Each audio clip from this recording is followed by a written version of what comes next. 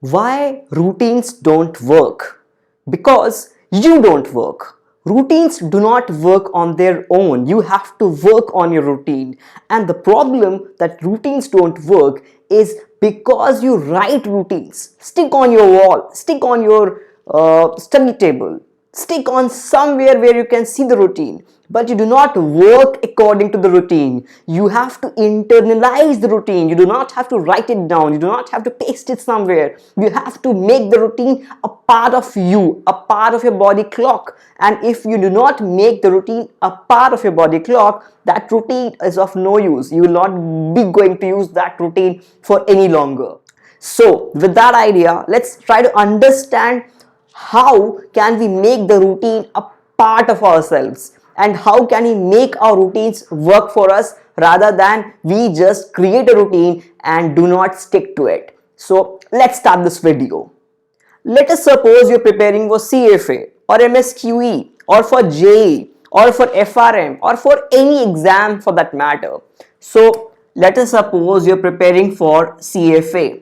So I can categorize CFA into, you have ethics, you have maths, which you can say quant, then you have finance, and then you have economics. A similar sort of categorization for your MSQE, this will be your maths. Now this is a rough categorization. You do not have to think that this is the entirety of it, but this is kind of like, more or less, this is the kind of subjects you need to read. Then you have microeconomics, macroeconomics, and if we think about JEE, so JEE would primarily have your maths, physics, and chemistry. So I can categorize it for, let's say, even CAT, PGDBA, DSC, or IGIDR. But the categorization over here is not important. The thing which I want to drive down is, what will you do with this? The thing which you need to do is, you need to find the quota of hours you need to study. Let us suppose you find out that dependent upon the conceptual clarity you have and the amount of time which you have, you can devote, let us suppose, 100 hours for CFA, or let us suppose you can devote 150 hours for MSQE, or over here also, let us say you devote 300 hours. So how can you allocate these hours? And let us just take, for the simplicity's sake, you have roughly 10 hours a day for study. Now how will you take out this 10 hours? So don't make a time-wise plan. Don't take that I will do this exactly at 8 o'clock or I will do this exactly at 9 o'clock. Make something which you can internalize. Think about it like this way. Early morning, when you wake up, morning after your breakfast, then afternoon, evening, and night. So you have 5 main segments. Now if you can divide this 10 hours into 5 segments, your routine does not need to be written down. What you need to internalize is that these are the 5 time slots I will be studying and I have to devote 10 hours. So just have a mental makeup that, let us suppose I take the easiest part of the lot, MSQE. Not easy in terms of the subject, but easy in terms of categorization. That I have maths, micro and macro.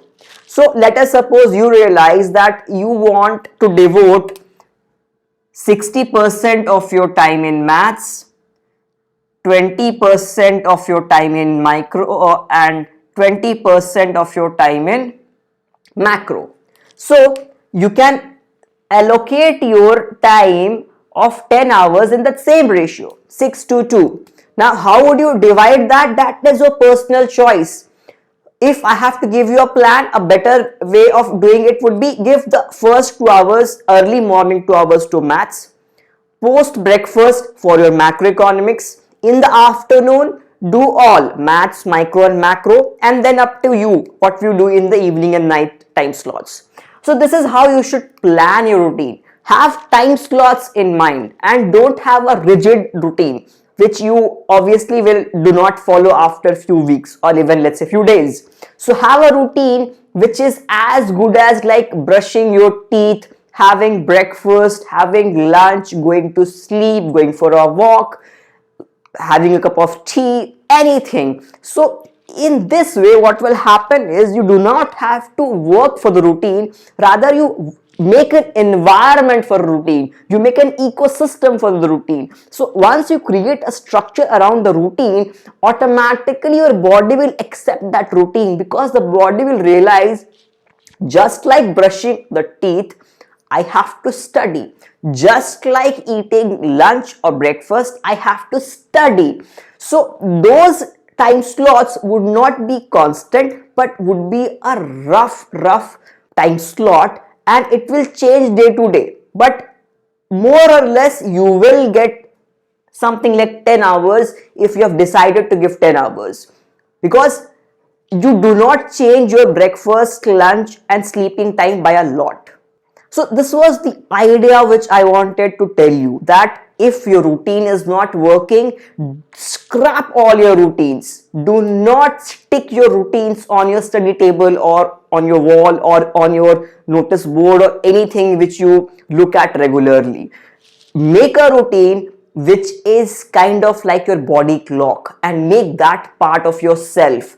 Now, if you need a bit of help in making routine, you can always get in touch with me. Email me, comment down below, get in touch with on my social media handles, and I will try to make a good routine for you. And obviously, I might not respond to you very quickly if I'm busy with something.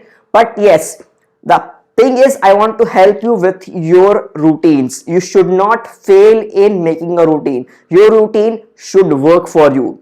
And your routine only works for you when you work. If you just create a routine and don't apply it on your daily life, that routine is of no use. So make the routine part of yourself. That was my message.